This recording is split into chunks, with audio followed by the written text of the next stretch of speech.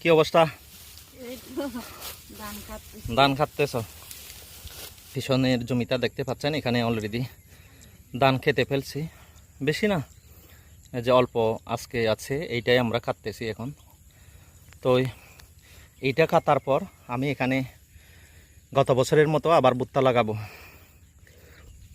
এই যে এই জমিতে আর কি। তো এইভাবে আমার প্ল্যান, একটার পর একটা। তো ম্যাডাম, কি কি অবস্থা? ধান খাটতেছ? বাবারে, ভালো ধান খাটতে পারো আসলে। মানে ম্যাডামেরও সকল কাজ করতে পারি, করার ইচ্ছা হয়, আমিও করি আর কি। কাজ করতে ভালো লাগে। বন্ধের দিনে ধান কাটতে আসলাম। এই যে